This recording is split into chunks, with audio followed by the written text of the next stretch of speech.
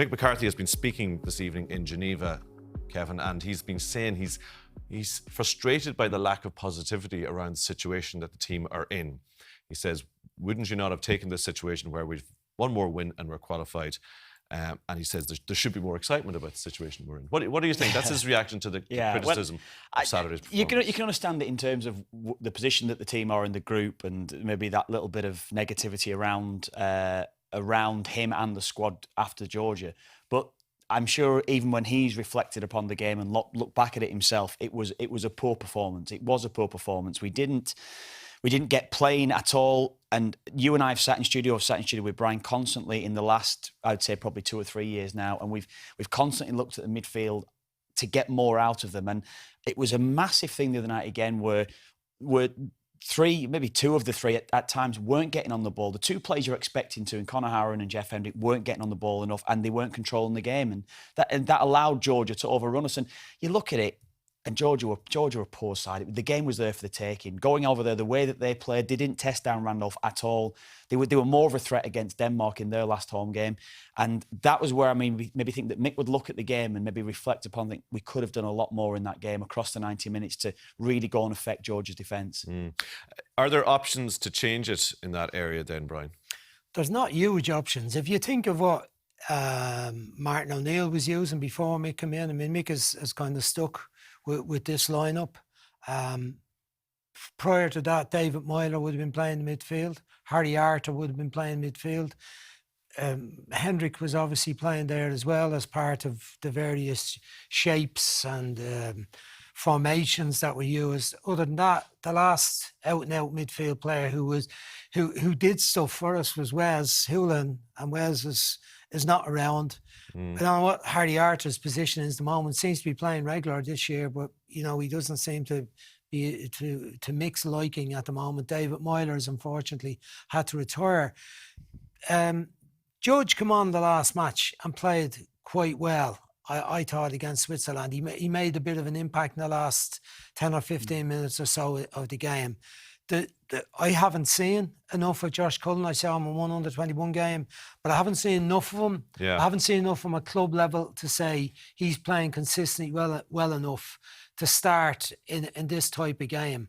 But there is no doubt. Mick's job is to try and get us through to the finals and then work from there and see who the right players are. He's not in experimentation mode. He hadn't got time to do that because he got the job. We were straight into the qualification process, Gibraltar. So he's walking away with the players he thinks will do it now. So he hasn't got that room for taking too many risks to see can fellas do it. And with international football, players do need time to find a way to get used to the pace of it, to get used to the tactical nuances of it. So it would be a big risk for him to make those type of changes. But one who I think could play and has shown that he can do it, and Mick, he hasn't played much for Mick yet for various reasons, is O'Dowda. We were discussing it earlier, Callum O'Dowda, who has looked lively when he's played wide, who was used through the middle playing the number 10 role, who's played as part of 3 in the midfield, who has a bit of excitement about him when he gets on the ball.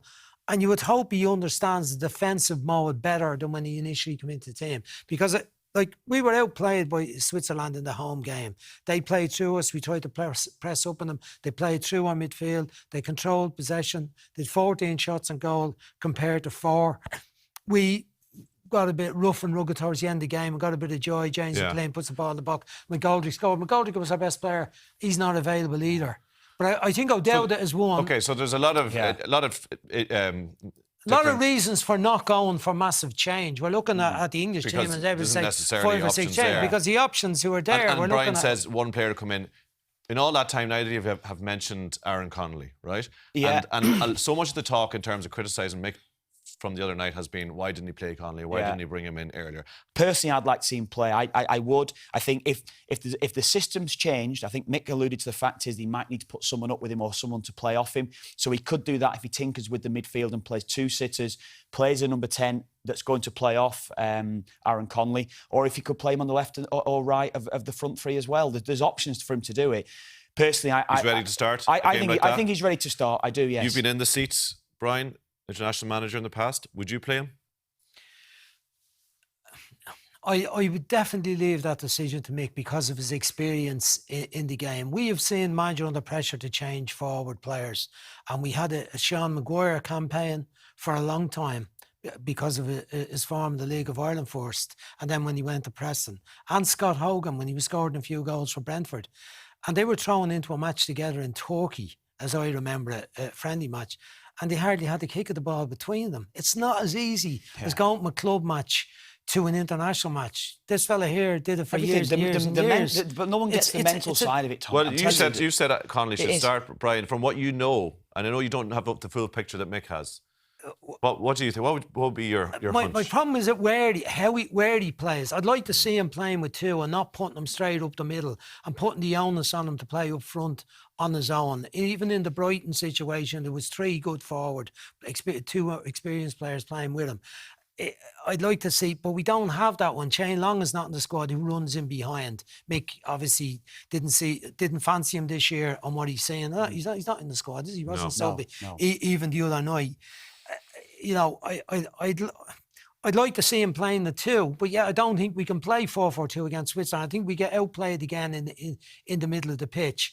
But in the circumstances where we have a home game to go against Denmark, it may well be worth the risk and the chance that he could be the glory boy. It's a little bit of a free hit in a way, isn't it, lads? You know, I know it is to an extent, yeah. It's a strong opposition. We're going to have to be on the back foot a lot. But Tommy, let's be honest. Tommy, we're not playing Spain. We're not playing Belgium. We're not playing France, Germany, even England or whoever it would be. Now, Switzerland, they've got good players. They are the best team in this group. We saw them, and we've not done great against Switzerland. No, I agree. Over the years, would you take that at the start? You think you go to Switzerland to win a game and qualify? You'd certainly take that. And I know full well that they're the best team. They outplayed Denmark the other night, and we have another hit then next month. If it but they haven't got players, I think, throughout that side, real individual talented players that's going to come and destroy us. That's the way that I'd say. We're going to beat them. You heard it here first. The van says Ireland to beat Switzerland. Get your money down.